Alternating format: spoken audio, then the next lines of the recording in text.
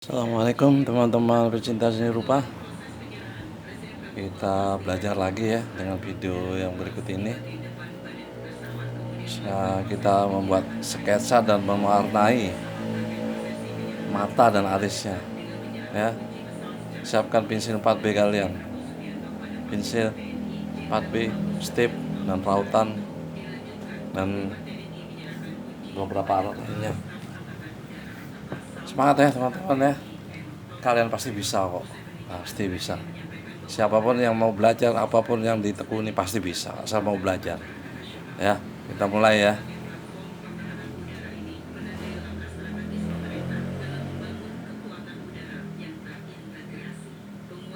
Kita buat alisnya sekalian.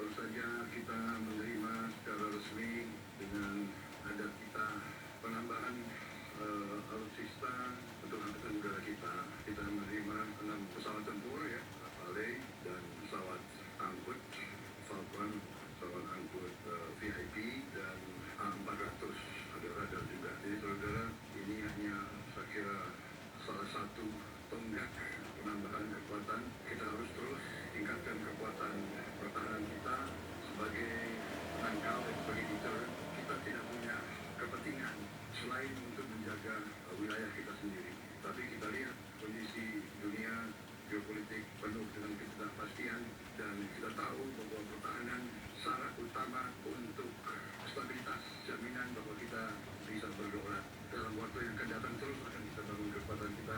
Kita ingin mengamankan wilayah udara, wilayah laut, dan tentunya wilayah daratan kita.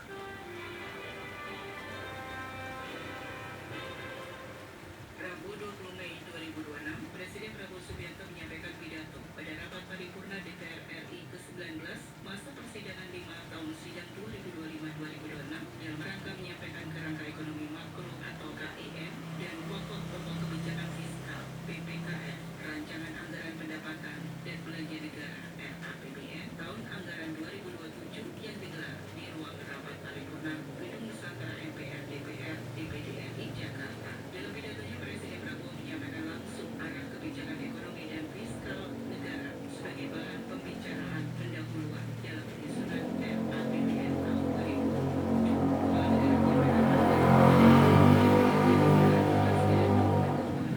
Namun sebagai alat perjuangan membangun bangsa. Saya memandang bahwa anggaran pendapatan dan belanja negara bukan sekedar dokumen keuangan negara. APBN adalah wujud dari alat perjuangan kita sebagai bangsa. APBN adalah alat untuk melindungi rakyat, alat untuk memperkokoh dasar-dasar dan sendi-sendi ekonomi bangsa, alat untuk memastikan setiap warga negara dapat hidup lebih sejahtera dan sebagai alat Oke teman-teman, kita warnai ya, kita warnai. itu APBN kita susun sebagai bentuk komitmen bersama untuk mewujudkan cita-cita mulia yang telah diamanatkan dalam Undang-Undang Dasar kita, Undang-Undang Dasar tahun 1945, satu Undang-Undang Dasar yang lahir dari kancah perjuangan untuk meraih kemerdekaan yang berjalan ratusan tahun, yang telah meminta korban ribuan, puluhan ribu pendahulu-pendahulu kita, yaitu cita-cita mewujudkan suatu negara Indonesia yang merdeka, yang berdaulat, yang adil, yang makmur, yang berdiri di atas kaki kita sendiri.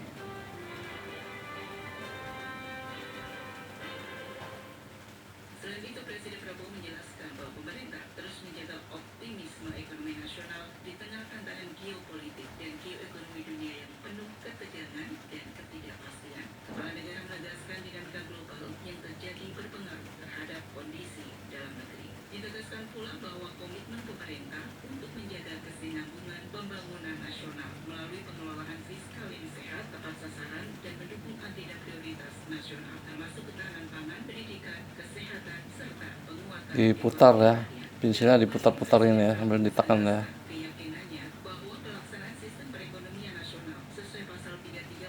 Saya nggak pakai musik latar. Saya ingin berinteraksi dengan kalian. Natural ini, nggak pakai apa-apa, ini nggak pakai musik-musikan. sebagai bangsa melalui pasal 33 tersebut. Presiden mengajak seluruh unsur bangsa untuk berani Ya ada suara-suara berisik-berisik jamak aja ya. menilai tantangan dan hambatan Nama juga natural. dengan keberanian Ya teman-teman ya. memperbaiki Seperti gaya menggambar kita ini. Indonesia. Ataupun naturalis. Dasarnya hanya menginginkan kehidupan yang layak dan berkecukupan. Masyarakat berharap dapat memenuhi kebutuhan dasar seperti pangan, kesehatan, dan pendidikan bagi keluarganya. Setelah melalui evaluasi terhadap kondisi ekonomi dan kekayaan nasional, Presiden meyakini bahwa pelaksanaan amanat Undang-Undang Dasar 1945 merupakan tanggung jawab bersama seluruh elemen bangsa. Presiden juga menegaskan bahwa kekayaan alam Indonesia harus digunakan sebesar-besarnya untuk kemakmuran rakyat Indonesia. Saya telah disumpah oleh saudara-saudara sekalian, di hadapan saudara-saudara sekalian, dan di hadapan rakyat. Tugas saya untuk menjalankan Undang-Undang Dasar Negara Republik Indonesia 1945, di mana saya bertanggung jawab untuk melindungi segenap tumpah darah Indonesia, bertanggung jawab untuk memajukan kesejahteraan, memajukan kecerdasan bangsa, untuk menjaga peran Indonesia Pokoknya di era digital ini kalau perdamaian dan ketertiban. seharusnya pecinta seni rupa ya harus lebih atau belajar manualnya dulu. Presiden Prabowo Subianto memaparkan ada Saya bukannya anti digital, 2027 melalui kerangka ekonomi makro dan pokok-pokok tapi itu adalah dinamika bahwa pendapatan negara dalam dunia. 2027 ditargetkan mencapai 11,82 hingga 12,40% dari produk Ya teman-teman ya. atau PDB. Sementara itu belanja negara direncanakan berada pada kisaran 13,62 hingga 14,80% PDB guna mendukung berbagai program prioritas pemerintah. Selain menjaga disiplin fiskal, pemerintah juga menargetkan stabilitas sektor keuangan dan moneter nasional. Suku bunga surat berharga negara atau SBN tenor 10 tahun dijaga pada kisaran 6,5 hingga 7,3%. Nilai tukar rupiah terhadap dolar Amerika Serikat 0,380. Jarak antara yang terkaya dan yang termiskin tidak boleh semakin lebar. Bahkan harus kita perjuangkan untuk terus menyempit.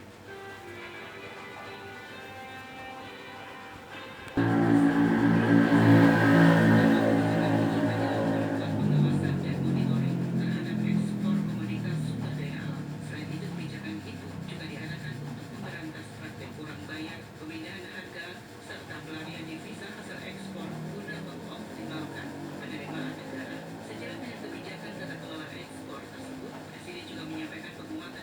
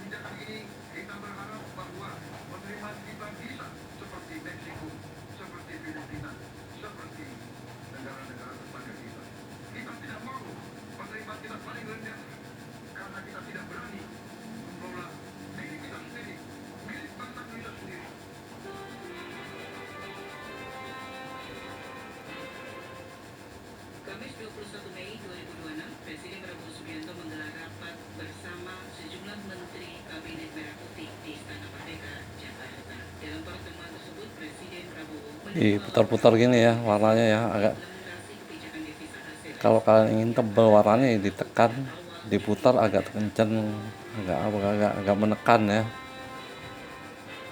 Kalau warnanya ingin tipis ya dikendorin tekanannya sambil diputar. Indonesia. Prabowo Ya, Subianto kan. melakukan kunjungan kerja ke Udah hampir dapat ini warnanya ini. memimpin panen raya udang di kawasan budidaya udang berbasis kawasan atau PUBK yang berada di Desa Tegal Retno, Kecamatan Pertanahan. Pada Ya, kita mainkan setiap ajaib. komoditas udang hingga mencapai 75 ton. Berikut petikan sambutan dari Presiden Prabowo Subianto pada panen raya udang di tambak budidaya udang berbasis kawasan di Kebumen, Jawa Tengah. Saya hadir menyaksikan panen raya dan proyek ini sudah 3 tahun dan panennya sekarang sudah hasilnya sudah tingkat tertinggi, tingkat dunia, sangat menjanjikan. Tadi saya diberi laporan 1 hektar bisa menghasilkan 40 ton, luar biasa 40 ton ya, berarti dan harganya sangat bagus, 7.000 per kilo, berarti per ton 7 juta rupiah. Jadi ini sangat bagus, sangat produktif. Lapangan kerja yang bisa diserap berapa orang yang kerja sekarang, orang di tempat 650 orang bekerja, semua yang produktif akan kita jalankan. Produktif artinya harus menghasilkan nilai tambah, saya kasih petunjuk ke kabinet yang boleh kita dukung, yang harus kita dukung, yang harus kita jalankan adalah proyek-proyek yang produktif. Batasan produktif apa? Menciptakan lapangan kerja. Catatan Presiden dan Wakil Presiden Republik Indonesia.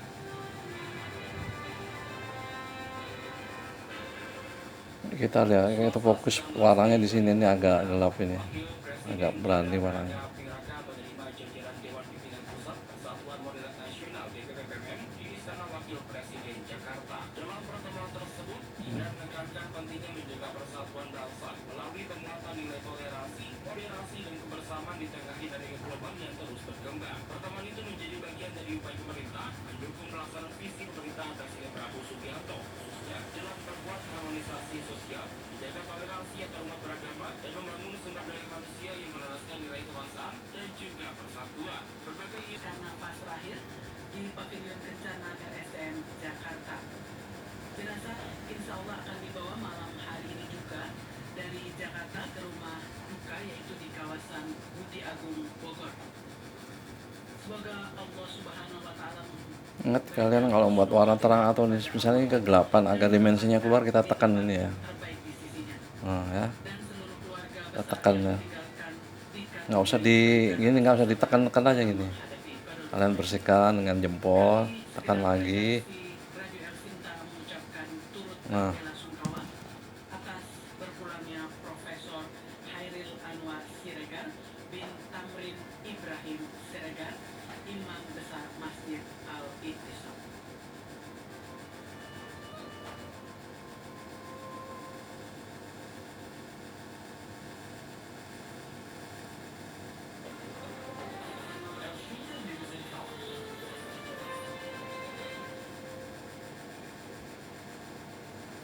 Pendengar, informasi tentang bagaimana kepulangan 9 WNI yang telah berhasil tiba kembali di tanah air dan juga update-update informasi lainnya seputar kejadian yang ada di tanah air juga akan kami sampaikan dalam kesempatan berikutnya, dan Anda selalu tetap bersama dengan Elsita untuk siaran-siaran kami dan juga interview-interview kami dengan berbagai narasumber. Dan berita duka yang baru saja kami bacakan dan kami sampaikan mengakhiri kebersamaan kita pada Elsinta News and Talks edisi sore. Saya Terbius Sumitantri pamit dan tetap bersama Elsinta, sehat selalu, penuh semangat.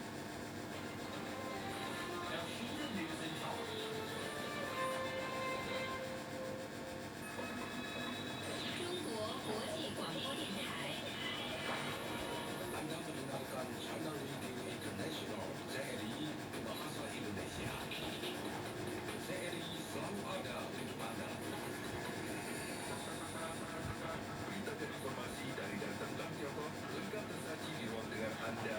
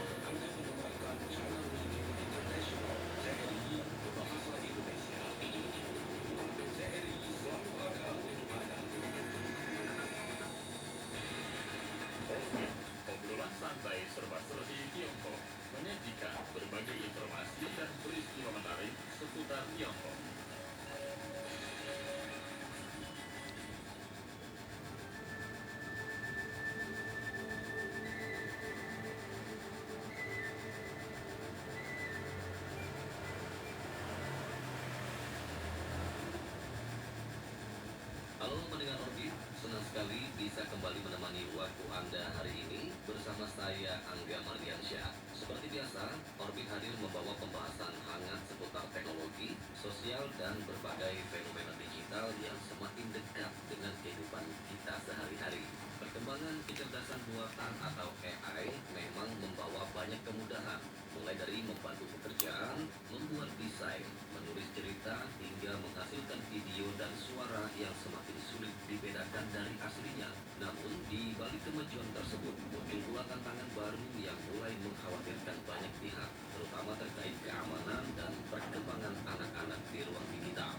Ledakan konten berbasis AI kini membuat internet dipenuhi gambar, video, hingga karakter virtual yang dapat dibuat dalam hitungan detik. Sayangnya, tidak semua konten tersebut aman untuk dikonsumsi anak-anak. Bahkan, muncul ancaman baru berupa manipulasi visual, informasi palsu, hingga konten yang dapat mempengaruhi psikologis dan pola pikir generasi muda. Lalu, bagaimana sebenarnya dunia menghadapi gelombang besar teknologi AI ini? Dan apa yang perlu dilakukan orang tua maupun masyarakat agar anak-anak tetap aman di era digital yang semakin kompleks? Untuk membahasnya lebih dalam, sudah bersama kita Siofang dari Tiongkok. Halo Siofang. Halo Mas Angga, halo para pendengar di Indonesia. Bagaimana kabarnya hari ini? Sehat ya? Ya, sehat. Baik pendengar, tetap bersama kami dan jangan kemana-mana karena obrolan menarik seputar ledakan konten AI dan ancaman baru bagi dunia anak akan segera kami mulai hanya di Orbit. Obrolan santai, serba-serbi Tiongkok.